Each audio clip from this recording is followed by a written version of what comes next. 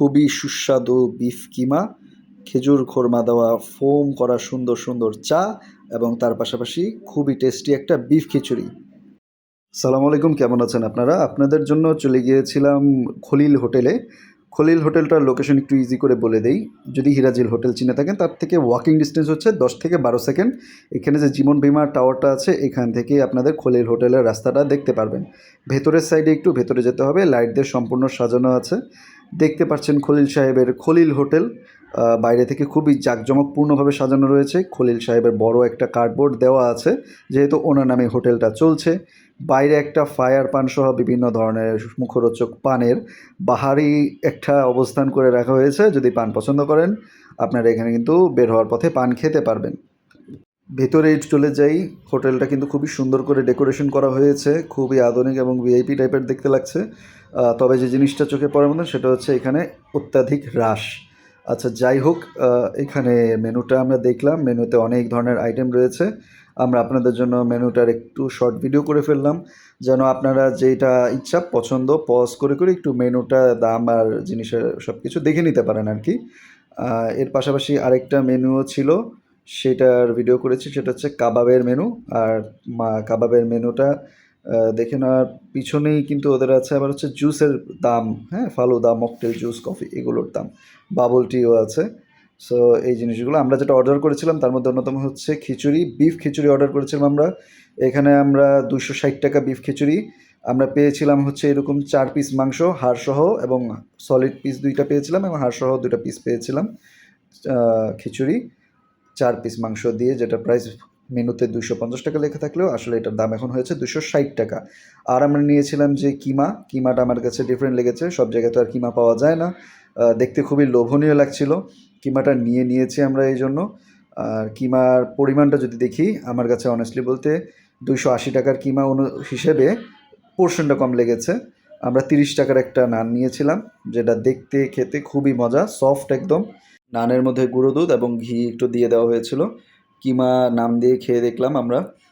কিমাটা খেতে কিন্তু খুবই খুবই মজা। আমার কাছে কিমাটা খুবই টেস্টি লেগেছে।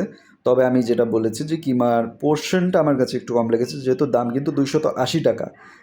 চোখে যতটুকু দেখছেন তার তুলনায় কিন্তু বাস্তবে একটু কম লাগে।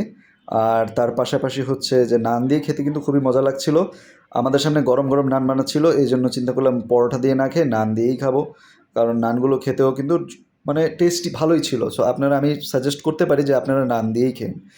আর কিমার টেস্ট যদি বলি, কিমার টেস্টও খুব মজা। ঝাল নাই আহামরি, তবে মশলার একটা ফ্লেভার আছে, একটা কিক আছে। লেবু দিয়ে খাইতেও জিনিসটা খুব ভালোই লাগছিল। কিমার পাশাপাশি, নানের পাশাপাশি আমরা আরেকটা ডিশ অর্ডার করেছিলাম, যেটা হচ্ছে খিচুড়ি।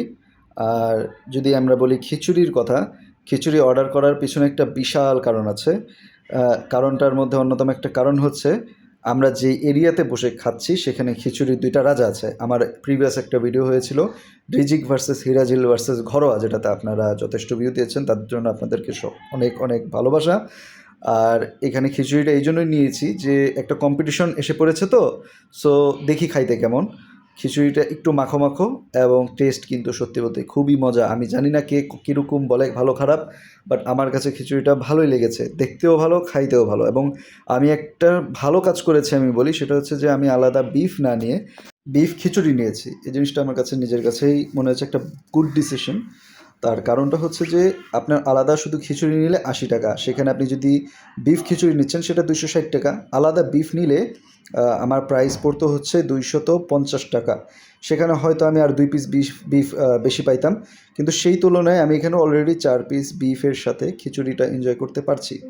এই জন্য আমার কাছে মনে হয়েছে যে না, বিফ খিচুড়িটা আলাদাভাবে খিচুড়ি আর বিফ না, হচ্ছে বিফ খিচুড়ি নিলেই ভালো।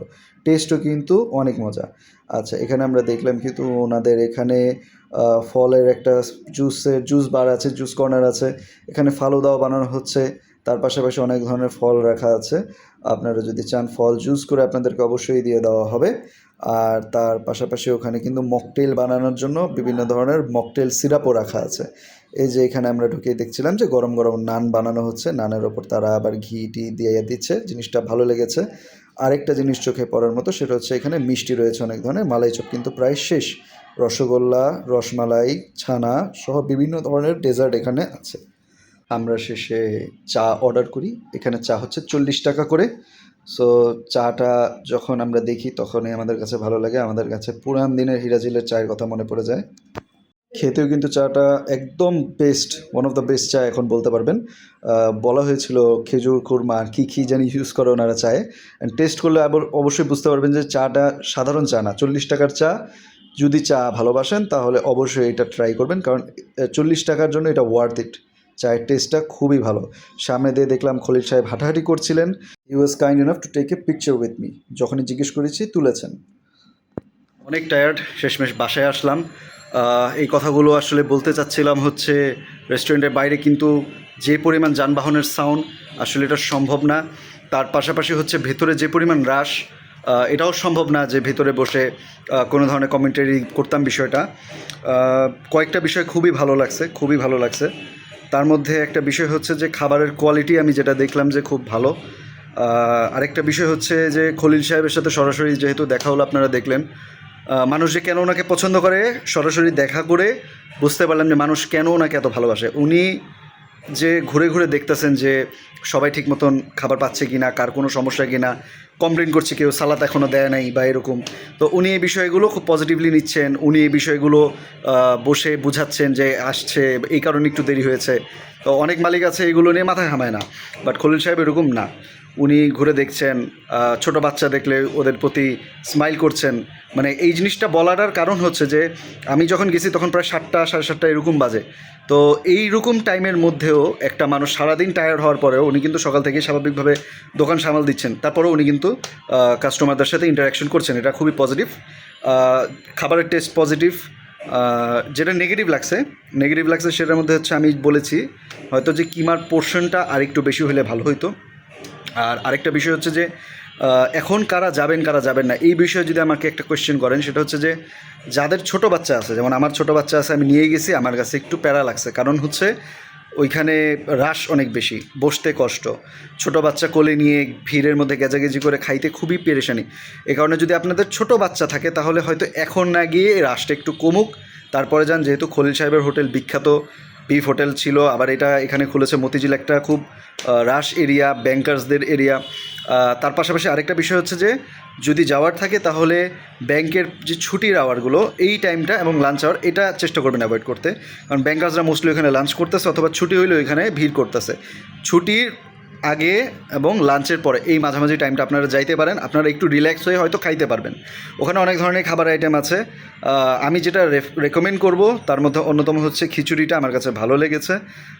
যে পোর্শন ছিল, পিস ছিল বিফের, আমার কাছে ভালো লেগেছে, এটা রেকমেন্ড করার মতো। আর কোনো খাবারই এমন লাগে নাই যে না খাওয়ার মতো না। সো এই ছিল আজকের ভিডিও। একটু চ্যানেলটা সাবস্ক্রাইব করে দিন, ফেসবুক পেজটা ফলো করে দিন, অ্যান্ড আমাকে একটু লাইক সাপোর্ট করবেন। এতক্ষণ দেখার জন্য অনেক অনেক ধন্যবাদ।